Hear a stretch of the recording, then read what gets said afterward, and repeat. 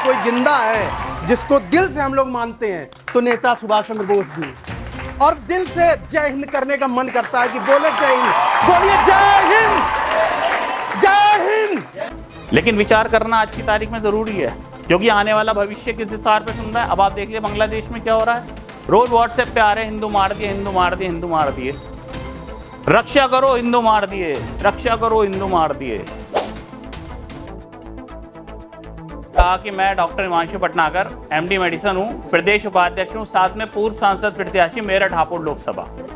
हमने ये जो पार्टी है ये हमारी 2020 से स्टार्ट है और हमने ये देख रहे हैं अब ये कारवा जो है हम लोगों ने बड़ी मेहनत से पूर्ण किया है।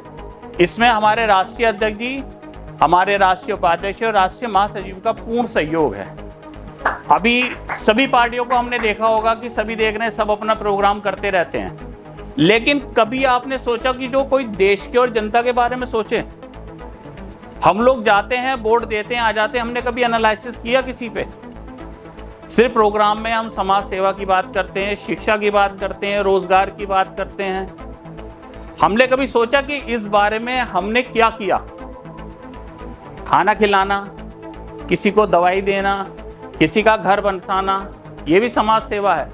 लेकिन उसको रोजगार देना, शिक्षा देना, ये सबसे, और स्वास्थ्य, आप डॉक्टर साहब और हम स्वास्थ्य के लिए कितने लोग परेशान हैं ये हम लोग रोज देखते हैं।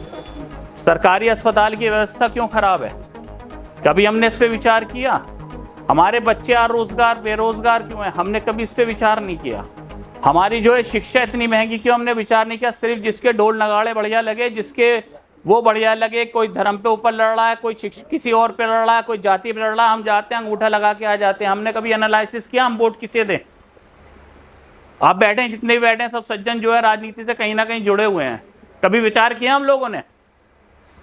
नहीं किया। जिनने झंडा उठा रहा है जय श्री राम, उधर से आवाज है अल्लाह अकबर, उधर से है भाई साहब आप तो बनिए हो, भाई साहब आप तो जाट हो, भाई साहब आप तो ये और आप तो वो। जाएं भाई, बरादरी कहाँ है? इसे वोट देंगे भाई? जनता देश गया बाढ़ में। हमने कभी एनालिसिस किया विदेश में हमारे टैलेंट क्यों सक्सेस है, इंडिया में क्यों नहीं है? अगर आज इंडिया में होता तो क्या हाल होता? अमेरिका से आगे होते हम लोग। लेकिन नहीं, हमारे देश के नेता जितने भी लोग ऊपर बैठे हुए हैं सारे अनएजुकेटेड हैं। वो अनएजुकेटेड, हम एजुकेटेड को वो कर रहे हैं। कभी हमने इस पे विचार किया? नहीं किया। क्यों नहीं किया विचार, बताइए? कभी इस बात का जवाब है? हम सब बैठे हुए हैं, क्यों नहीं किया विचार हमने कभी? लेकिन विचार करना आज की तारीख में जरूरी है, क्योंकि आने वाला भविष्य किस हिसाब पे सुन रहा है। अब आप देख लिया बांग्लादेश में क्या हो रहा है, रोज व्हाट्सएप पे आ रहे हैं हिंदू मार दिए, हिंदू मार दिए, हिंदू मार दिए, रक्षा करो हिंदू मार दिए, रक्षा करो हिंदू मार दिए। अरे बांग्लादेश से हमारा क्या लेना देना? हमारी तो संस्कृति है सबका साथ सबका विचार विकास, यही तो देते हुए नारा आ रहा है लोग। तो इसमें कहाँ सबका विकास हो गया, सबका वो हो गया? इसमें तो मुझे लगता है सबका साथ अपना विकास। राइट है और गलत है? आपको इंडिया को तोड़ना है जोड़ना है? आप बताएं। अगर किसी औकात है, मैं कह रहा हूं मुसलमानों को बाहर निकाल दे, किसी की औकात अगर जीत के दिखा दे, जिसमें कुत्ता का उसमें खिलवा देना, तो फिर ये झगड़ा क्यों, ये बरगलाना क्यों?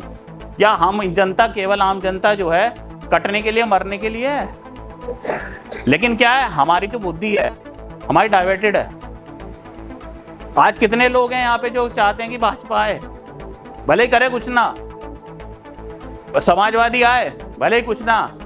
भाई हमारा डंडा मजबूत है भाई, कोई मुसलमानों के नाम पे ले रहा, कोई हिंदू के नाम पे ले रहा, लेकिन हम वोट दे के आते हैं बस। हमने कभी जिंदगी में एनालिसिस नहीं किया। लेकिन विदेशों में क्या है, विदेश में एनालिसिस होता है। मोदी जी ने भले ही ट्रंप के हाथ मिलाए हो, किसी ने किया, लेकिन लोगों ने उसे चुना जिससे वो चाहते थे। क्यों चुना? क्योंकि उसकी पॉलिसीज गंदी थी या कुछ कमियां थी। आज विदेश क्यों तरक्की करता है? सिर्फ इसलिए तरक्की करता है, वो ना जाति पे ना धर्म पे है, वो सिर्फ एनालिसिस पे है। और हमारी पार्टी सिर्फ एनालिसिस करती है। आज नहीं तो कल हम लोग सूरज चमकेगा हमारा। ये हमारा जो है, क्योंकि हमारा सीधा फड्डा क्लियर है। अगर आम जनता सुखी तो हम सुखी, और आम जनता दुखी तो हम दुखी। इस बार बजट आया, आम जनता के लिए क्या आया बताएं आप मुझे। आम जनता के लिए क्या आया? ना तो शिक्षा सस्ती हुई, ना रोजगार मिला, और ना ही स्वास्थ्य के लिए कोई काम है। मंचासीन सभी महानुभाव एवं आप आए हुए सभी का स्वागत। और आज हम लोग चूँकि यहाँ पे प्रादेशिक अधिवेशन जो उत्तर प्रदेश का अधिवेशन है लखनऊ में कर रहे हैं। देखिए, पिछले महीने हम लोगों ने राष्ट्रीय अधिवेशन करा था इंडियन हैबिटेट सेंटर दिल्ली में, राष्ट्र की राजधानी में, और आज प्रादेशिक अधिवेशन उत्तर प्रदेश में हो रहा है। चूँकि उत्तर प्रदेश में हम लोग अपनी टीम जो है संगठित कर चुके हैं कुछ प्रदेश लेवल पे, डॉक्टर हिमांशु भटनागर, दया शंकर जी और भी लोग हैं जो इसको गति दे रहे हैं। तो मेरी सभी को शुभकामनाएं। और पार्टी का उद्देश्य, पार्टी का मुहिम हम सभी को लेके आगे चलना है और प्रदेश में इसकी गूंज जानी चाहिए। प्रदेश में जय हिंद नेशनल पार्टी को आगे बढ़ाना है और हमें सदन तक पहुंचना है। धन्यवाद।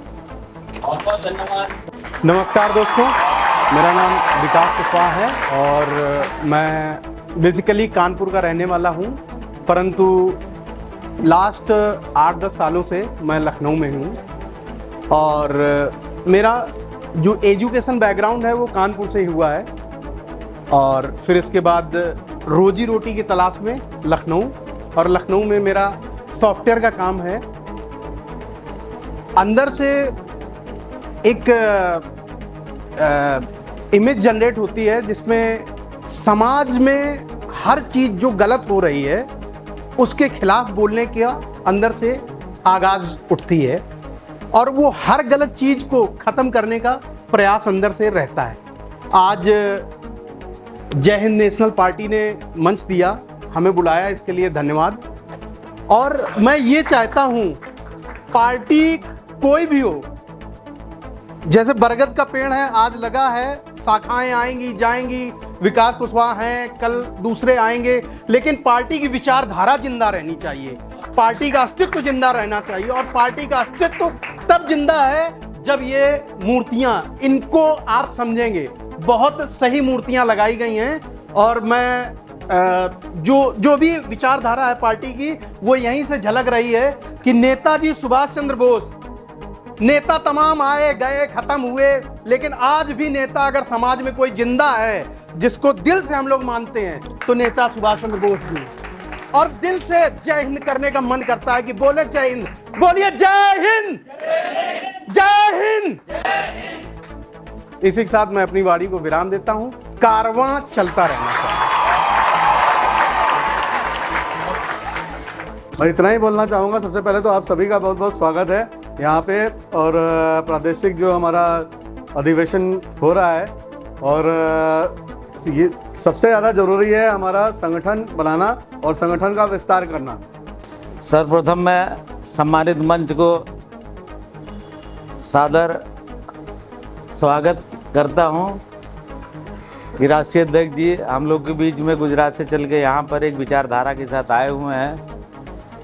तो इस मंच को हार्दिक स्वागत, अभिनंदन एवं वंदन करता हूँ कि जिस विचारधारा का आगाज करने के लिए एक उत्कंठा उत्पन्न हुई है हमारे राष्ट्रीय अध्यक्ष जी के मन में, या उत्कंठा उत्पन्न हुई कुछ बदलने की, कायाकल्प करने की, कुछ परिवर्तन लाने की, और हमको चेंज करना है इस ट्रेंड को जिसको हम चलाते चले आ रहे हैं। तो ये बहुत गंभीर विषय है, प्लस इसमें प्रयास भी बहुत ताबड़तोड़ प्रयास की ज़रूरत है। जो ऊर्जा, ये गारंटी नहीं है कि राष्ट्रीय अध्यक्ष जी अपने ड्रीम्स को सफल कर पाएंगे अपने जीवन में भी, इसका भी कोई परिपूर्ण लक्ष्य है नहीं, क्योंकि विचारधाराएं चलती रहती हैं। जो आदरणीय विकास कुशवाहा जी ने अभी कहा हमारे, कि विचारधारा देखिए कई है इसमें, मंच जो डिनोट करता है, 1 विचारधारा, 2 विचारधारा, 3 विचारधारा, 4 विचारधारा, 5 विचारधारा, 6 विचारधारा, और सब ने अपने अपनी डेस्टिनी को अचीव किया है और एक ये लैंडमार्क क्रिएट करके जा चुके हैं। लेकिन इसका अगर हम इनको डिनोट करते हैं तो इन लैंडमार्कों को हमको ओवरकम करके क्रॉस करना है, तब हम इस विचारधारा को नई विचारधारा में कन्वर्ट करते हैं। सुभाष चंद्र बोस ने अपने अथक प्रयासों से अगर पूरे विश्व को अकेले नेता का ताज लिया है, तो उनका पर्सनल कैलिबर अचीवमेंट और उनका प्रिकॉशन जो भी रहा है, सफलता उनकी अपनी इंटरनल पोटेंशियल का आगाज था, जो उन्होंने अकेले ही किया है और पूरे विश्व को बता दिया कि हाँ, नेता मीन्स नेता। व्हाट इज नेता? आज चाहे जो लोग भी कहें, लेकिन नेता एक ही नाम बोलता है, सुभाष चंद्र बोस के नाम पे नेता। आदरणीय विवेकानंद जी ये अल्प आयु में 34 वर्ष की उम्र में ये गौन केस हो गए। गौन केस हो गए क्यों? क्योंकि इन्होंने ब्रह्मचर्य को तप किया, इन्होंने सब कुछ किया। इनके अगर विवेकानंद बनना है तो विवेकानंद को फॉलो भी करना पड़ेगा कि कहाँ से जीरो से शुरू हुआ, कहाँ खत्म हुआ, what is the history behind that. Dark side of the Vivekananda को भी जानना पड़ेगा, तब आप इसके bright side of the moon को जानेंगे कि why the Vivekananda is here. तो इनकी भी स्टोरियों को आपको पढ़ना पड़ेगा, जितने भी है। अम्बेडकर जी का विजन क्या था? अम्बेडकर जी का नाम हम आज रो रहे हैं, चिल्ला रहे हैं, लेकिन इनका विजन क्या था? इनके थॉट प्रोसेस क्या थे? ये चाहते क्या थे? क्या ये इनको मिला? कभी नहीं मिला जो इनके थॉट प्रोसेस थे। क्यों? और इन्होंने लेकिन एक महत्वाकांक्षा और उत्कंठा से प्रेरित होकर इन्होंने जो कुछ भी किया संघर्ष, और जहां से भी एजुकेटेड हुए, जहां से भी पोषित हुए, जो कुछ भी इन्होंने किया एक सुंदर भारत की कल्पना करने के लिए, समरसता, समानता और विश्व पटल पर एक रेखा अंकित करने के लिए हजार वर्षों के संघर्ष के बाद भारत को जो शोषण और शोषित समाज हमने उत्पन्न किया, उसको जनरेट करने के लिए इन्होंने जो प्रयास किए और जो विचारधारा इन्होंने दी, क्या इनकी विचारधारा आज फॉलो होती है? ना समाज में, ना संविधान में, ना नेता में, ना किसी पार्लियामेंट में।